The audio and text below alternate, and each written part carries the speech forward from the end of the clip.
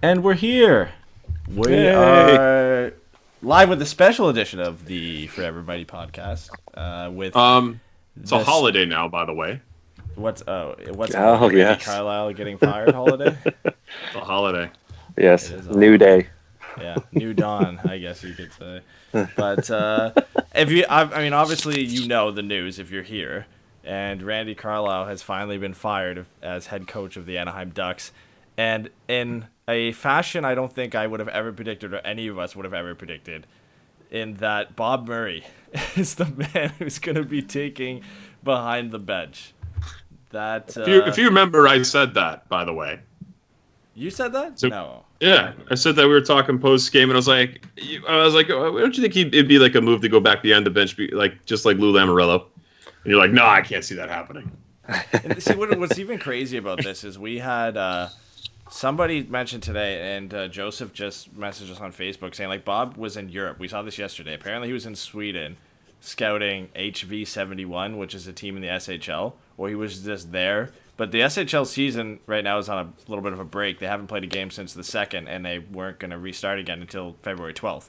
So I don't know what he was doing there, but all of a sudden he makes this move, and he's back practicing at Anaheim Ice today because the Ducks tweeted it out. It's a hell of a trip. Do you think he was really in Sweden? Yeah, I don't he know. in There was some Sweden. people who said he was in Sweden, and there was a lot of reports he was in Europe. Was what we meant. I forget where we heard it yesterday, but we mentioned on the pod, and we put out a tweet yesterday that he was in Europe and he was on a Euro trip, and you put out the picture He's on at a bar. Facebook. Yeah, and then we got messages today from a couple people saying he was scouting HV71, which is in, I don't know how to pronounce this, but like Jönköping, Sweden, and now all of Nailed a it. sudden he's back. Maybe he just didn't want to be in the same country as Randy Carlyle when he fired him. He just wanted to I be mean, that's somewhere a else. 15-hour flight. Yeah, but he's That's like, a that's what I mean. Like, 15-hour flight. that's why it's so weird, because we hear he's in Europe like as of yesterday, and then all of a sudden he's back today practicing with the team. Like, It's hilarious.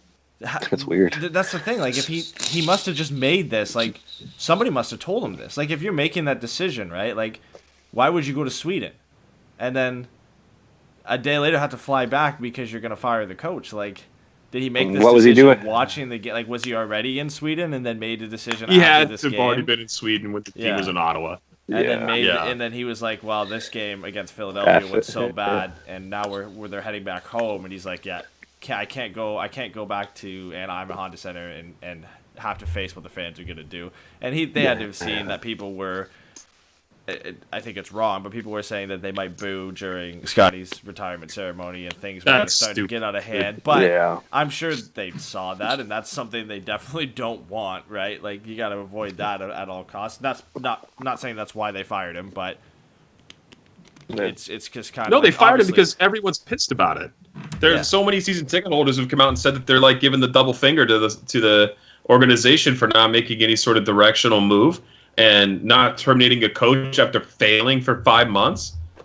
And you're just going to sit there and send out season ticket renewals and have your reps call people and be like, "Hey, are you really excited to come back to this great team that's getting, probably record low in points this year with a coach that hasn't done squat since he's come over?" Yeah, it's about time. They had to save face. I guarantee you half of this or more than half of it had to have come from the Sam Willies, because this is Bobby's best friend. And the idea that it was going to happen anytime sooner than summer was such a far-fetched idea once we got past November, right? We all said it. He's here for the long haul.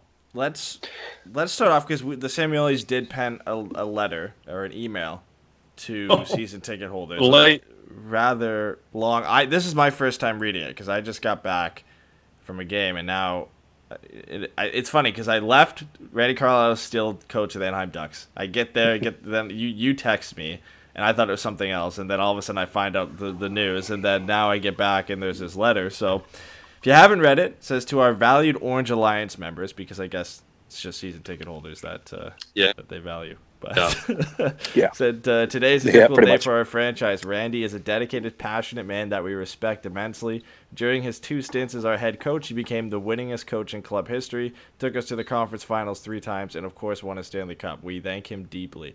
This has been a surprisingly difficult season. We supported Bob Murray's previous decision to allow the players and staff to battle out this situation. While no one person should take the blame for our current predicament, recent results dictated that Bob needed to make this move. We are a proud organization with a great winning tradition. Our current performance is very disappointing, and therefore we have given Bob permission to do whatever is necessary to get us back to our winning ways. Pause there for a second.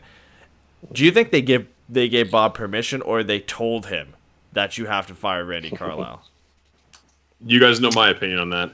Yeah, I would say they put a lot more faith in Bob Murray to make the decisions, and I think that things are so overwhelmingly bad. And this one particular thing that he was, digging his heels in and standing, fast on his decision. They're like, listen, no, you gotta, something's got to be done. I don't care what it is, but you got to do something here. Figure it out, do something. We're not firing you, but something's got to change. So I think it was a nudge in the direction, but I like how they say that. Oh, we gave him permission. Yeah, I don't like it. Just feels like they said you got to do this because and there they said we gave him permission, but then they also say recent results dictated that Bob needed to make this move, or we needed to tell him that you have to make this move. That's what it seems like to me. It picks off by saying, by placing Bob behind the bench for the remainder of the season, he will gain unique insights into the team, which will enable him to best determine the changes that need to be made. He already knows what's going on. Why would they even say this? Yeah, it's you can't tell me that he had we even heard from Josh Cooper that Bob Murray doesn't do it often, but he will go down into the dressing room sometimes, and it doesn't happen that often at all. Where if he does do it, it is a surprise, but I'm sure he just because he's not in the dressing room, he knows what's going on with his team. He should know more than anybody what's going on with his team. So telling me you're going to put him behind the bench and he's going to gain a unique insight, he should already have a unique insight into what's going on in this team. He should have the best insight out of everybody on what's going on with this team. If you're the general manager, you should know more about your team than anybody. Don't you guys feel like... Go ahead, Jay. Sorry. No, I feel like maybe... I mean, I applaud the Samuelis for even releasing something. They didn't even have to really release a statement. They're trying to let the fans know what's going on and how this is kind of played out. Yeah, they're trying to put maybe a little bit nicer spin, but I mean, if you're in there and you're coaching, you're with the players every day, I think that can give you some sort of different perspective than one where you're watching from afar. Yeah, you already know the personal history of what's going on with guys as a general manager, but being a head coach, being there in practice, seeing who's trying day in and day out, I think that can give him maybe a little bit more perspective. I don't think it's going to change radically any decisions he was thinking about making, or all of a sudden he's got a completely new perspective on certain players. I don't think that's going to happen, but all the more information he can gather on what he wants to do with the team or what he thinks might work, I'm for it at this point. And put him in there. But I mean, this comes at a very key time in the season. Like I said, everyone got their season ticket renewals, and people were some calling, of them went up in price too. I heard. Yeah, and people are getting phone calls from reps, and then these reps are hearing an earful. Yeah, someone said on Twitter they were told we're only 4 points out of a playoff spot. Yeah, and a lot of people got actual playoff ticket, say we'll charge you for playoff tickets, and obviously if it doesn't go to the playoffs, you'll get your money back. But the fact that they actually sent this out thinking that this team could still make the playoffs, I understand being hopeful and as a team of wanting the best for your team, but let's be honest, the Ducks are last in the Western Conference. I know there's still only 4 to 6 points out of a playoff spot, which is ridiculous, but don't send that out. You literally sat there in a room and should we send this out? Yeah, let's send it out. Okay, but let's be honest about this, guys. The way this works, I mean, you guys know how business works with this. I applaud the Sam Willies. They've been part of a winning tradition since they've been here. They took over the team. They changed the face of the franchise, the name of the franchise, put so much money and time into the community. They care about this team a lot. They give all that trust to Bobby. Bobby starts making decisions that don't go so well, and Bob has a history of things going well. It's not like he's all of a sudden just had this great spot and now he's back to being bad. Bob's been, in my opinion, a relatively good manager, if not above average, right? He's made some really good decisions in the organization. I fault the Sam Willies almost none, okay? Because you have a marketing team, a director of marketing, all these people below that should be telling you what they're paid to do. This is what we need to do to address the people that are paying the turnstiles and paying at the concession stands and paying to see this team. You need to manage these people. These people are business owners running a franchise, but they have smart people that are supposed to help them out in these situations. Not saying they're naive to the fact, but you have those people to give you, they keep you in touch with your customers. And so the marketing department needs to be fired. That's part of the problem for me. Like, if you're tanking this bad and you wait till you lose 19 of 21 games before you send out a message of basically almost like an apology, like, hey, sorry, we're so bad, but we're going to turn it around. At the same time that you sent out, here, can we have more money? That's a problem. I think that is such a mismanagement of marketing for the Ducks. They're garbage. That whole department should be fired, or something should happen there, because that's terrible management. I really feel them. Hey, man. They just need better people. There's better run organizations when it comes to that. And I feel like the Ducks have a product, until this season, have a product that's been exciting, been competitive. It's been a good market. It's grown. And the Sam Willies have dumped millions, hundreds of millions of dollars into this team. They deserve better. And I feel like they got done wrong by their management team below them. So a lot of this to me goes towards Bob Murray and the marketing team for that's embarrassing. That's a flop. You're going to send out an apology the same day you ask for more money when a team is this bad. That's really frustrating. Like, I had one of the dads today at my daughter's game say, "I'm so glad I didn't renew my season tickets for this year. This is garbage." Yeah. It's a tough year. You said that all with a Randy Carlyle face over top of you, by the way. Yes. So Dave said, "Pat, looking good there." Thanks, man. If only Randy could have actually said that. To finish off the rest of this, they said, where is it? Where did I leave off? Changes are always difficult, but you can rest assured that the ownership and management will do a thorough and thoughtful assessment of our team and make decisions that are in best interest of the team for both near-term and long-term. We are confident that we can turn this around quickly. We are grateful and thankful for the support and dedication that our fans have provided over the years, and we ask for your patience and support as we navigate through the remainder of the season. So it's not saying directly that we're retooling or rebuilding. It's an owner statement coming out saying, like, hey, we're sorry, pretty much. Like, which is fair. Like, I think this is kind of what people were looking for. But it does kind of feel too little too late, right? Like, it's now, 20-some-odd games to the end of the season, 26, I think, 26 games to the end of the season, and you do it now. You've already lost 12 games earlier in the season. I think this is the third time they've lost 7 straight this year. Like, why now? And, like, I get it. This is the worst stretch they've had. This last 7-game losing streak has been horrible. They've allowed over 4 goals per game over that stretch. But it's like, it's so late. Like, it's so desperate right now, it feels like. Like, I get it. I'm all for it. It makes sense. But this should have been done, like, way, way back earlier in the season. Yeah, I mean, as far as the coaching change, for sure. As far as the apologies and things are, as far as trying to renew the season tickets for next season, I feel like they're kind of just on a deadline, and it's like, hey, we got to start at this point. We got to start asking now. You can't really ask them back in November. Hey, we're doing okay right now. Let's talk about next year before this thing really hits the fan. Well, I mean, like, make the decision sooner, right? Like, fire your coach or don't fire him at this point. Like, don't the fire him. The biggest mistake is not firing the coach. Yeah, they should have fired him like a month ago. And then the renewals are not so bad, right? Because you've already made the change. We're going a new direction. Here's our renewals. This is what we're going to do. Like, they need to figure that out. And will people in the NHL stop with this? Can Bob Murray be a head coach with no coaching experience? Just F off, because he has 2 assistants who've run this team. Can they just have no head coaching experience either? Like, oh, please. Like, Bob already knows the room. It's not a big deal. Lou Lamoriello did it for the Devils. You don't think for a minute that Marty Wilford and, I forget the other guys, they forgive me, on the bench, are not going to run this? Like, they're going to run it. They are. Oh, yeah, I have nothing wrong with them. I'm just saying, like, if anybody's saying, oh, he doesn't have head coaching experience, well, neither do the assistants. That's what I'm trying to say. It's like, nobody right now behind the bench has head coaching experience. So it doesn't matter if you put Bob Murray back there, if you promote Marty Wilford or whatever. Like, at that point, like, honestly, I didn't even think of this being an option. I really didn't. This did not occur to me that this would happen. And we even said on yesterday's podcast that if they didn't want to bring up a guy and they wanted to fire Carlyle, then one of the assistant coaches would just get interim, and that's what it would be. Yeah. I never thought that Bob Murray himself would be sitting behind the bench for 26 games. What a circus. Do you think he's going to be running breakout drills? No. He's going to be sitting over there watching the team, see who's making efforts, talk to the players. He's going to try to get in and kind of get, like, maybe like you guys said, get more of a feel of what's going on personally beyond the ice, because he even said he wants to get in the trenches with these guys and figure things out along those lines. But like Frank Cervelli of TSN, how will GM Bob Murray fare behind the bench with no NHL coaching experience? Like, dude, shut up. Like, the season's lost. You gotta People got to stop trying to. If you're him, you want to get clicks.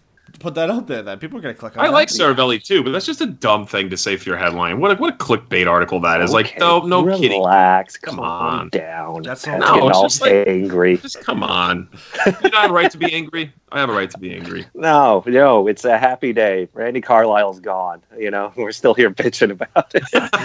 There's a bunch. I didn't even see. There's a bunch of quotes from Murray today as well. Yeah. Murray came out with a bunch of stuff, man. I don't think Murray wants to be behind the bench any more than any of us really want to be behind the bench. But it's kind of like it probably goes back to, hey, you need to do something. He goes, well, I wasn't prepared to do something, so I guess I'll have to go back to. I don't think he necessarily wants to be coaching.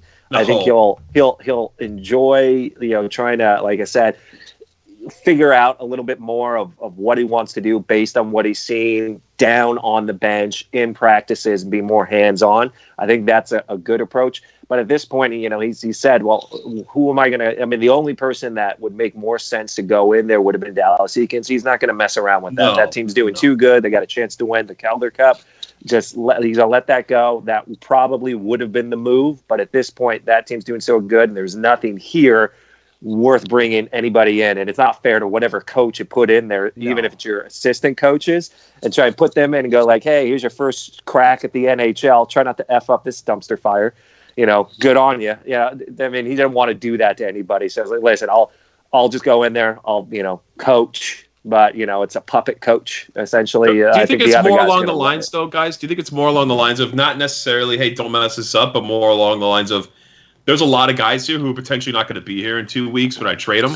So why even try to implement systems and get yourself involved with the head coach, like a head coaching position when things are going to change, right? It's all going to change coming around. That's what I feel like it is. I don't want to get my hopes up because I always get my hopes up that Bob Murray is going to make big changes. But now with him behind the bench, I don't buy that unique perspective thing one bit. Like, he knows this team, but it does give him a little bit more of an idea. Like he said, he's going to go in there, and he specifically said he wants to determine if they have people who can lead.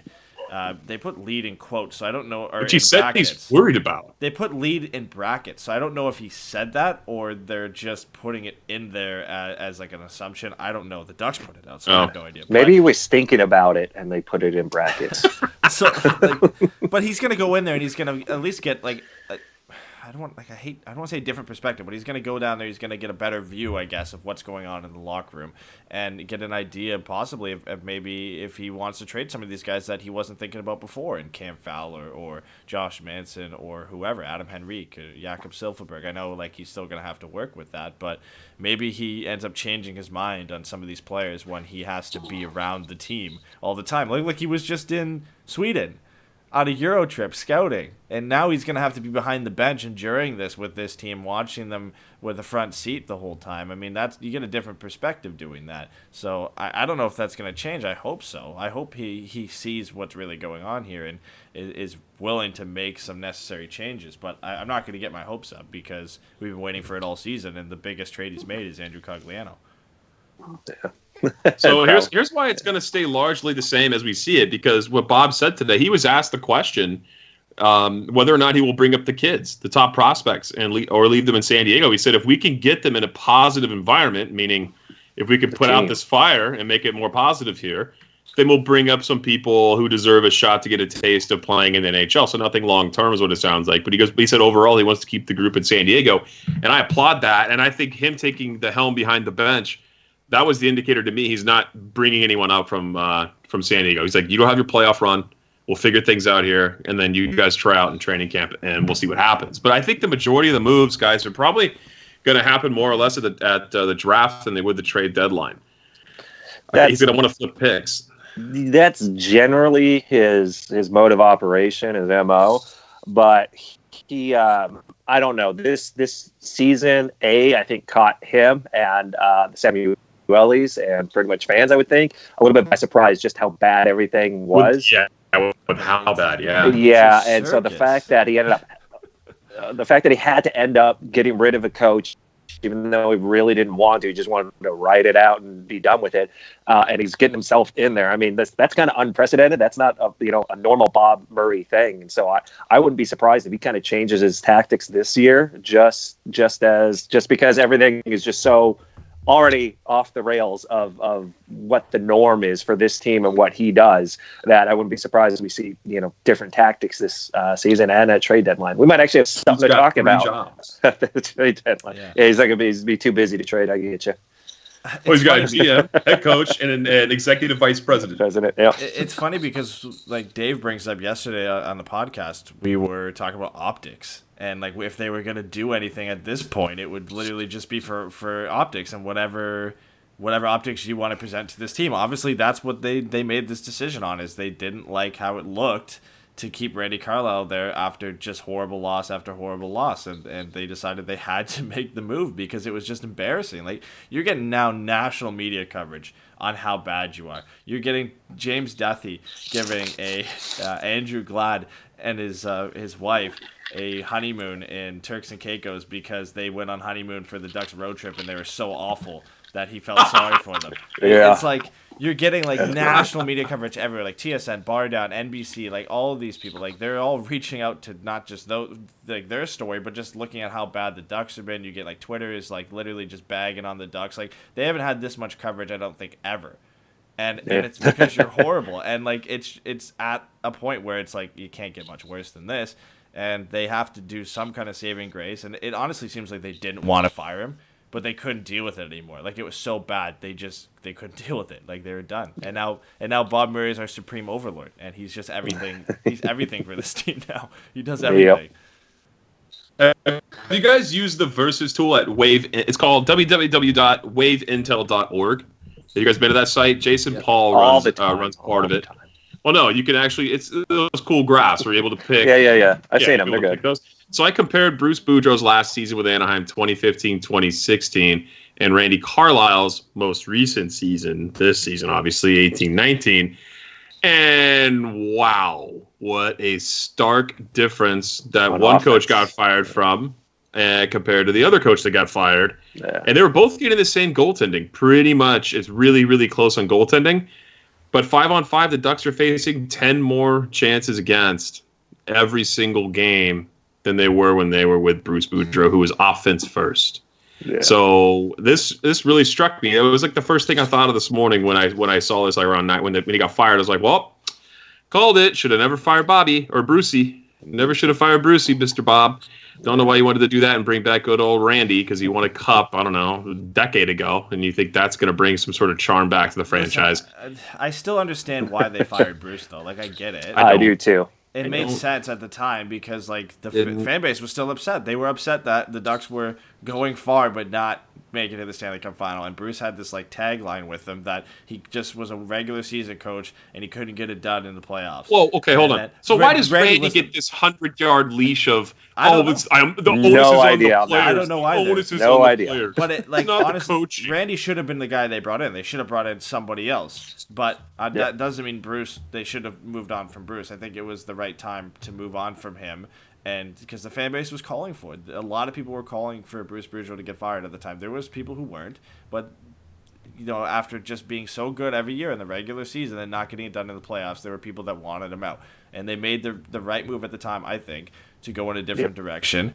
But the wrong move was bringing back Randy Carlyle. They didn't go out and get, there were some good coaches available, and they didn't go out and get anybody else. And they decided to play it safe, which was the bad move at that time when the window was closing. And you went out and got Randy Carlyle. Like, that's the big problem. But the players really, really wanted Randy. Bob said I so don't believe that. I don't believe that one bit. What are they going to say? I don't really believe it either. What are they going to say? No? And it's if they say no, they're not going to print it. Like Ryan Kessler and Ryan Getzlaff both gave their stamp of approval. They were excited about it. Excited, I tell you. I had to say, just calm down, boys. Haven't said yes yet. And they were just jumping at it. The fan base turned on Bruce Boudreau because Solani got mad at him about his minutes. No, that was so minor. Ever since Timu came out and said something, it pissed off everyone about Bruce. What pissed me most off about Bruce was his inability to change within a series. That always like bothered Randy me. Carlyle did. Never. I don't like Randy Carlyle. I didn't want him as a coach. I'm not saying he was any better. I'm saying too. Bruce Boudreau in the playoffs would say, "What are we going to do for Game 7 that you didn't do in Game 6? So we're going to try harder. Why is he going to tell the media? We're going to outwork them." No, but that's the fans were upset because it was Game 7s. Like Dave and Quack City brought up 6 in the chat, and like 7. Game 7s and like Game 6, like you'd be up 3-2 in a series, and the Ducks just had this thing around them that they just would lose both. They just couldn't get it going, and they would always lose. They did 3 years in a row. Like it just became a thing, and like fans were fed up. A lot of people were fed up. And like I'll honestly, dispute you guys on this 100%. I'm not like Okay. I'm not saying Bruce Boudreau, like he wasn't a bad coach, and maybe you shouldn't have fired him at that time, but I get it. Like I get why they do it. That's what I'm trying to say. I get why they did it because this team is all about optics. They can't look bad. They can't. Bad. They never want to look bad. And that's why they fired Randy Carlyle now, and that's why they fired Bruce Boudreau back then, because they were looking bad because they were becoming the team that it was Washington before this that they couldn't beat Pittsburgh, and it was Vancouver couldn't beat Chicago, and there was teams that just couldn't win in Game 7s. The Ducks were becoming that new team. They couldn't win in Game 7s, and it was getting national coverage, and a lot of people were putting that on the Ducks. The Ducks never want to look bad. So they let him go. They went in a different direction. They brought in Randy, and they ended up looking worse anyway. So it doesn't really matter. Yeah. Let's hop off the Bruce train because you guys suck. One thing I want to else talk here. about, because Joseph brought it up to us, is like, and it's just what do you think Randy was actually, or not Randy, Bob was doing in Sweden? Like people were thinking he was coaching a team, like not coaching, scouting. Talking to Ricard Gromberg. Yeah. If he was there, thinking. But like it's weird because I looked it up. Like the Ducks, obviously they have 2 prospects in Sweden. They have Isaac Lindström and Ole Eriksson, but the season's not even on at this point. There's a 10-day break, and both cities where Isaac Lindström and Ole Eriksson play are within 2 and 10 hours of where Bob Murray apparently was. And the team that he was apparently scouting doesn't have any draft-eligible prospects. They don't have any really good players that he would really be scouting. Like it didn't make any sense to me. I think they have one prospect who was ranked in number 23, I think, in European skaters this year. Like, unless he's just going out there to scout that one guy, I don't know. He's trying to find Jason Bourne to take out Randy Carlyle. That's the thing. Like, they're not playing, so like it's weird that he would be there. Like the season's not even on. I mean, maybe it was a pleasure trip. It wasn't business. He just went there, went to the Winchester, waited for this whole thing to blow over. Trip. Yeah, it's a Euro. He just couldn't face the music. He had to be in Sweden where he feels at home. Yeah, right. Where he drafts all his players from. He had to be at home and remember the good old days, and they couldn't face Randy head on. Wait, grit and leadership. So where do we go from here? We got any questions in chat? No, I mean, a lot of people are just kind of agreeing with us, but there's an obvious way we could go with this, and it's who do you think they bring in now? And Dallas Eakins and I think Eakins. Who do you think and who do you want? I think Eakins. Yeah. For me, it's those two. It's Eakins or Gronberg. Eakins has done an awesome job down there, and I would say at the start of the season, I was definitely far more for somebody other than Eakins.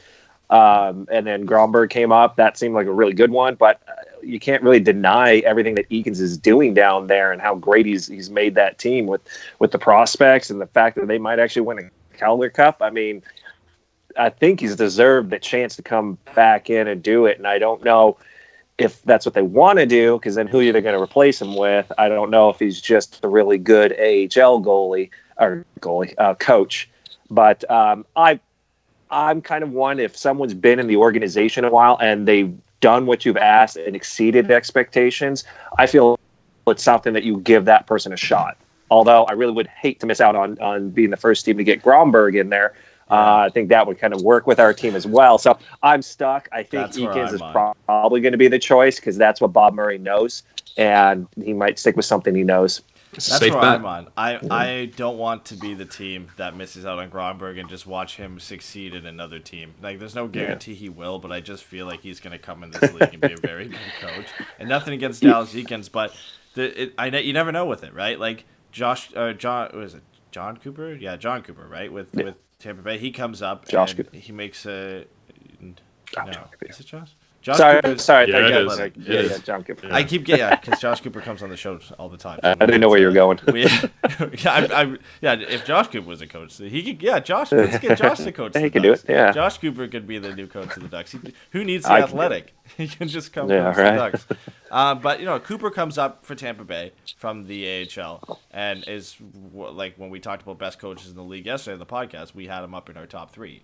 And then you look at Jeff Blashill in Detroit, and he was supposed to come up and do really well with Detroit, and now he's had a really tough team to work with in a big transition period, but it hasn't worked out the same as it has for Cooper, and you never know how it's going to work out with the guys coming up from the AHL, and Eakins has that kind of baggage with him from Edmonton, and I don't blame that on him. That was a horrible team he got thrust into and said fix it, and nobody could have fixed that. You could put Babcock, Quenville Still not in fixed. with that team. Nobody would have been able to fix that. But I don't know. It's just tough for me because if it was just Eakins and like Sheldon Keefe and a couple other guys, I'd probably say just go with Dallas Eakins.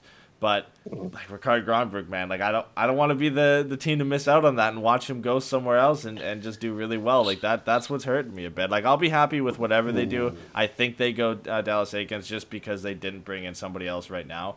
But you've got those two guys both available in the offseason. Gronberg's contract's up. He's going to be looking for a job. He'll probably get one. And then also Eakins has a chance to come up as well. But I don't know. It's going to be interesting. It's going to be Eakins for sure. Yeah. But you Yeah, Safest bet. he made the case too well this season. I wish he didn't because I kind of want to like, oh, Gronberg's the easy choice, but now there's a tough decision between the two. But Eakins just thrust himself into that position now. What? And Like, it's who the do you Bob Murray want, move. though? Do you want Dallas Eakins or do you want Ricard Gronberg? Oh, well, you got to make me make choices. I like know. that. Because It's like you guys I said, wouldn't though. hate It's like either. One guy deserves to be there, and then one guy's Yeah. the unknown that you want to get a shot at. So, I mean, honestly, we all know it's going to be Dallas Eakins, but I think I'd rather have Ricard Gronberg take the chance and see what happens. He's but not it's making not. it. He's not making it through this offseason without getting hired. He's going somewhere. I get guaranteed somebody's going to take a shot on this guy. So it's this season or bust. And like it would suck for Dallas Eakins to not get the job after working so hard and doing so well with San Diego. But like, man, you've got like potentially the perfect fit in either of them, and they both could do well, or one could do well somewhere else. Like that's what worries me. Is like Dallas Eakins will come in, and maybe he just isn't what everybody is hoping he'll be. And then you just watch Ricard Gronberg go to another team and just do really well there. Like that's a nightmare for me if that's to happen. Because the Ducks are kind of out of it. And then like even if Sheldon Keefe, if he goes somewhere else, if he leaves the Marlies and gets a coaching job as well, then you've got like my two top guys outside of Eakins that are gone, and they're with somebody else. And then you've got to wait for the next big thing to come up, and you might have missed out on it. Now you're kind of stuck with Dallas for however long you're gonna do that experiment for. I don't even know what kind of contract they'd give him, right? Like at this point they're in a transition period. Do they give him a 1-year test? Do they give him a 2 or 3 year deal? Like what do they even go for? They probably do a 2-year deal. You're gonna give him more than one shot at the can like that. Come on. Yeah, my heart says Gronberg, but my head says Eakins.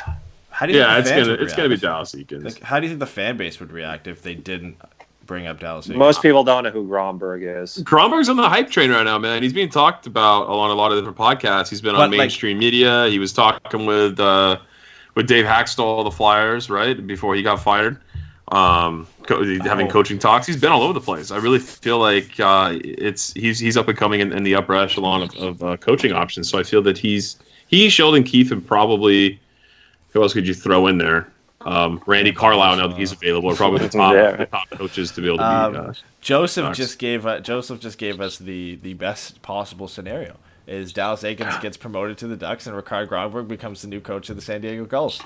That's a huge possibility, honestly. I mean, because when we talked to Ricard, he said that he wouldn't shy away from either, right? He just wants to take the steps to get into the league. So that's my new hope right there. Dallas Eakins gets rewarded for his work. We don't have to hear about it. And then Ricard Gronberg. No one else gets Gronberg. Or Gronberg comes in as an assistant coach if they want to go that route. But, Dallas Eakins probably wants to hire his own staff. But, yeah, Gronberg coaching the Gulls and Eakins coaching the Ducks, I'm all for that, 100%. Things started going downhill when they let go of the Walrus. That was the big indicator. Yeah, Get rid of him. And that was it. Garrett yeah, said I thought the goals are stacked. How much can you credit to Aikens? I mean, you want to look at what he's done. I guess you could just talk about the goals that he's coached that have come up to the NHL. There's really good players in this system that have been coached by him that come up and play for the Ducks. So, I mean, Dallas Aikens has been there how long? Yeah, I know. And I would say, look at what Troy Terry was doing prior going down to the goals. I mean, he was a non-factor in the NHL, goes down to the AHL, is coach, gets some confidence, the team starts playing well. All of a sudden, he comes to the NHL, and he's a legit threat to score goals now. I mean, it's, there's been a huge difference within the season, and I don't think it's because all of a sudden he found scoring talent. I think he was probably utilized a lot better. The coaching style is a lot better to entice offense and build up that a little bit of confidence to really let those players be as good as they are. So I think it has to do quite a bit with coaching, because prior to that, all his only coaching experience at the professional level was Randy Carlyle, and look at how fruitless that was. Dallas Aikens is a player's coach. So some players just respond better to that, and I think we saw it, whether it was an article or something. I think Eric Stevens put an article about Troy Terry where he talked about how Dallas Aikens just set him aside and said, "Hey, it's okay if you go out there and make mistakes. I'm not going to bench you. I'm going to play you no matter what." And I don't think Randy Carlyle is that type of coach. Not saying he benches guys, but I don't think he's the guy that's going to bring a young player aside and be like, "Hey, if you make mistakes out there, I'm not going to bench you." That works for some players. It doesn't work for others. And Dallas Aikens is just a different type of coach. And I think that's the main reason I think people are so excited about it. Is obviously the goals are doing well, but he's a complete opposite from Randy Carlyle. He's a completely different guy. And right now, that's what Ducks fans want, is a guy who's nowhere near Randy Carlyle. Nobody wants to get close to this again. Yeah, you can look at his Dallas Aikens times with the Toronto Marlies, right? He had 2 successful years. He had his first 2 there. He was out of the playoffs, right? And then the second one, he got all the way to the Calder Cup final, lost, and then he lost the second round. And then he was the head coach of the Oilers, and you know how that story goes. And he goes to the Gulls in 2015-2016 under Brucey and loses in the second round. And then the next year loses in the second round. And last year he didn't make the playoffs. And then this year they're 25-15-5. With 45 games in, and so they got 23 games left in the AHL season, and they have a really good team. And so I don't think that he's a bad choice coming in. And I kind of like the player coach being the change-up from Randy, and that was kind of what happened, right? When they fired Randy, they brought in Bruce, and that's exactly what Bruce was. And then Bruce got everything out of that team offensively, and we were winning games. They were the comeback kids. Remember those times, the exciting times when the Ducks would come back and storm in from the second half of the second period or the third period to come back and win games? They were a much better team.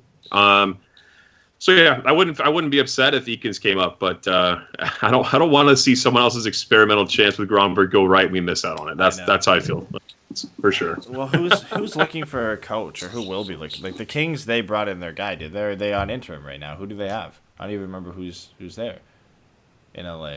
It's somebody. I don't think it's well, they fired John Stevens, right? Berube's in St. Louis, right now. Craig Berube's in St. Louis. It's Willie Desjardins. Okay. Well, they actually hired a guy, so maybe they'll continue with him. But there'll be Thank teams God we don't have interim. He's not a St. coach either. Louis, Chicago, for a new coach. Chicago's going with a really good coach. Carlson or whatever. He's a young guy. They're going to go with him. But St. Louis is going to be looking for a coach, and whether they go Quenneville or Gromberg, I'm sure they'll consider it. Just whatever teams. When we interviewed Gromberg, he said the same thing. Is whatever team is willing to take a shot and is willing to go outside the norm and bring in a coach that doesn't have any coaching experience in North America really, and take the shot to be a head coach. And there might not be a team that's willing to do that, and he might have to start in the AHL or be an assistant coach, which honestly might be the likely option for him. I think there should be a team that's willing to take the shot on him, but I don't know if that's going to be I don't think it'll be the Ducks. Because Bob Murray can't have 2 bad coaching hires back to back, and he's not going to take that chance that Gromberg doesn't work out in North American style of play. So I don't think he's willing to stick his neck out for he's going to have to stick with it for a couple of seasons till the next draft and his contract's up. I don't think he's going to risk having two bad hires or something go like, well, why'd you give that guy a shot? He's not good. If it doesn't work, it's easy to go, well, we promoted our AHL guy because they had just an amazing season. And he knows all the young players. It's just a safe bet. And I don't see him going out of a way. He's just going to stick with that. Garrett said Oilers. What if Gronberg went to the Oilers and just clicked with Connor McDavid and turned that franchise around? Man, they need better players. I got to know, remove the planet first. You got to get rid of the planet. But he already retired. Like this could be him just like doing a season with them. I don't think Hitchcock is their long-term choice as head coach. They thought it might, and it hasn't really worked out. So I don't see him. But he already that's the thing. He retired. Like I feel like at most he was going to be there for 2 or 3 seasons, and that was it. Like there was no way he was going to spend 5 to 10 years with this team. I see Blashill getting fired at the end of this year, and then watch Detroit try to go after somebody like that too. Yeah.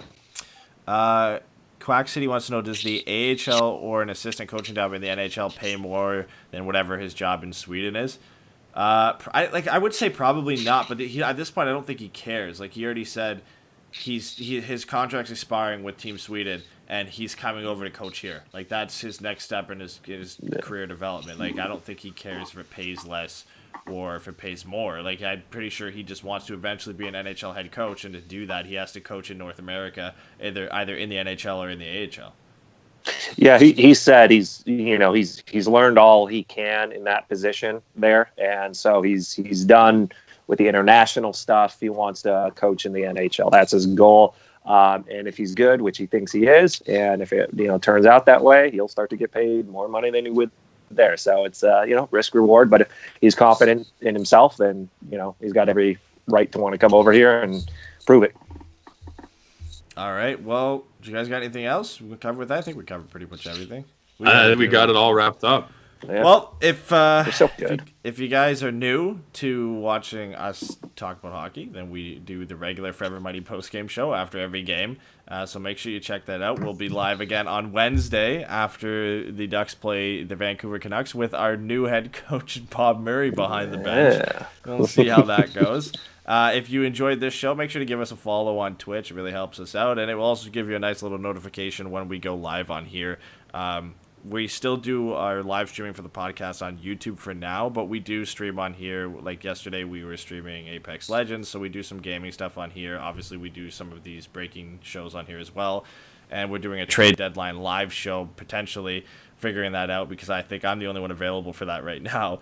But we'll be doing that in some capacity. We will be live on Monday the 25th. It just depends on how many of us are going to be here, but we'll be doing a trade deadline show for that, so make sure to check that out. And we are off to go record the second episode of the Pucks of a Feather podcast. So if you haven't checked that out, we do a weekly recap of all the Ducks news. So if you don't have time to catch the post-game shows, or if you're a little bit behind on those and you just want a weekly recap of it, then make sure you go check it out on pucksofafeather.com. And the second episode will be up tomorrow. So we'll have kind of good timing for all this coaching. It worked really well. It's given us about 30 minutes of extra content to talk about, which is always a nice thing because usually it happens the day after we record. Yeah, thanks, Bobby. Thanks for making the decision today. Thanks, Samuelis. Yeah, exactly. All right. Well, thank you guys for coming out, and make sure you check out the Forever Mighty post-game show on Wednesday after the Vancouver Canucks game. Have a good one, guys. Bye, guys. Take care.